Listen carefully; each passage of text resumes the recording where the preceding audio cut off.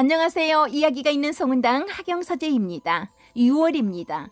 우리의 6월은 세상에서 가장 슬픈 선이 그어졌고 그 선이 만든 슬픔이 아직 가시지 않은 진통을 겪고 있습니다.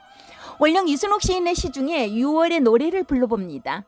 우리나라에서 이데올로기의 상처에 대해, 분단의 아픔에 대해, 동족 상잔의 비극에 대해 사실적인 표현으로 묘사한 작가님으로 김원일 작가님을 꼽습니다.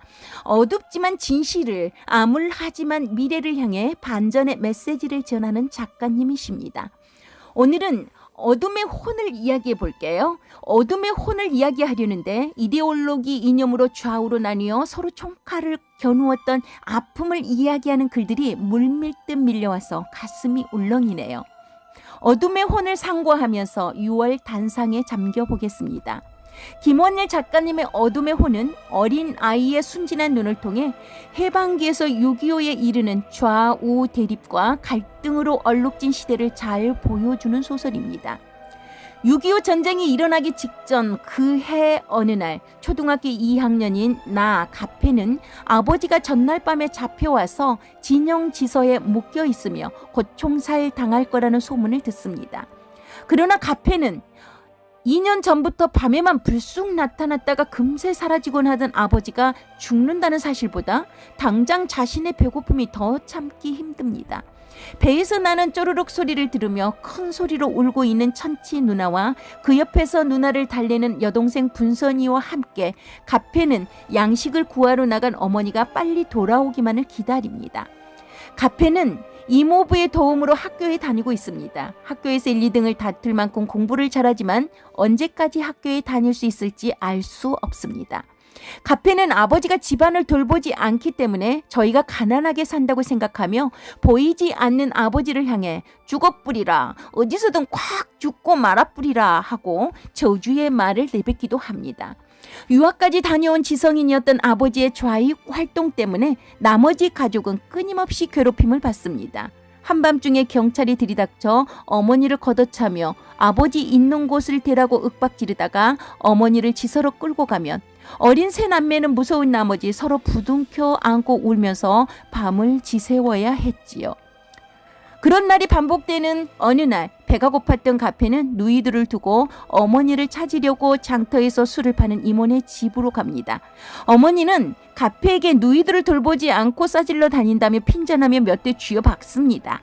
이모는 아이를 구박하는 어머니를 나무라고 술국에 밥을 말아 조카에게 먹인 뒤 지서에 이모부가 있는지 알아보고 오라고 보냅니다.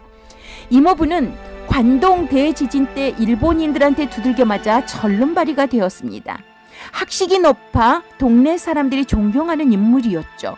지서 주임과 먼 친척벌인 이모부는 아버지와 관련한 청을 놓기에 지서에 가 있었습니다. 가페는 배가 부르고 나서야 아버지에 대한 생각이 떠오릅니다.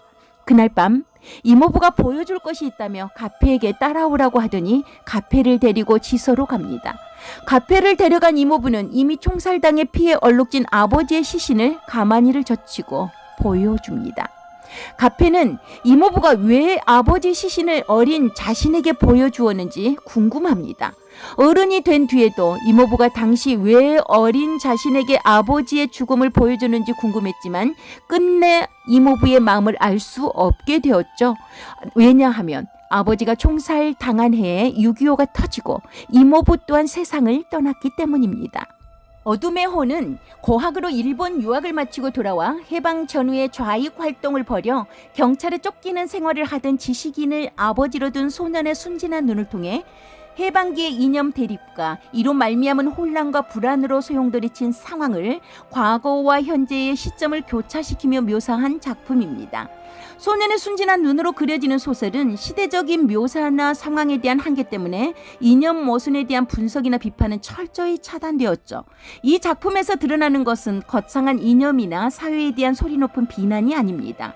제목 어둠의 혼에서 느낄 수 있듯이 어둠의 혼을 뚫고 밝게 빛나는 세상이 오기를 바라는 작가의 간절한 마음이 드러난 작품입니다. 6.25는 아직도 좌우 논리 속에 사람들 마음에서 전쟁으로 이어지고 있다는 생각을 하게 됩니다. 진영 논리를 앞세워 죽도록 의근대는 우리 국민들을 보자면 참으로 한심하지 않을 수가 없습니다. 정치인들은 자신들의 권력을 위해 끊임없이 진영 논리를 부추기며 국민을 갈라놓습니다. 주변국들도 일조합니다. 일본 극우의 활동을 보자면 치가 떨리고 무섭다는 생각이 듭니다. 일본과 중국과 미국과 러시아의 강대국에 샌드위치로 끼워져 있어 자칫하면 새우등이 되어 터지기 일쑤인 자리에서 제발 국민들끼리 패가 갈려 싸움질로 일관하는 이데올로기의 끝을 봤음 합니다. 원령 이순옥 시인의 6월의 노래 함께 부르면서 우리 하나 되시자고요. 6월의 노래 원령 이순옥. 오랫동안 떠나보내지 못했던 그 계절은 쇠구슬 같은 딱딱한 앙금으로 남았습니다. 몇 바퀴의 지구를 돌았을까요? 쇠구슬의 겉면이 다시 녹슬어버릴 만큼의 시간. 가슴속 어딘가에 사포 한 장 숨기고 있는 6월은 특히 더 쓰라린 날들입니다. 감정이란 게 꼭 전부여야만 확실한 건 아니지요. 그저 일부라도 충분히 망가질 수 있고 고통스러울 수 있는 언어가 되지 않은 것들 속에 더 많은 의미가 있듯 말입니다.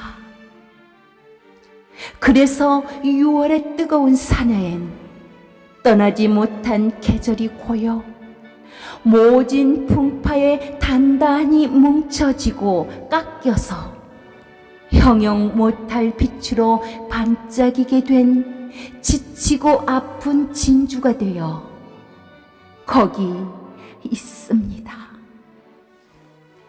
모두가 말하는 대책 없는 시대, 그 해맑음을 지켜주는 그대는 오늘도 우리에게 온몸의 희망세포에 드릉드릉 시동을 걸고 있네요.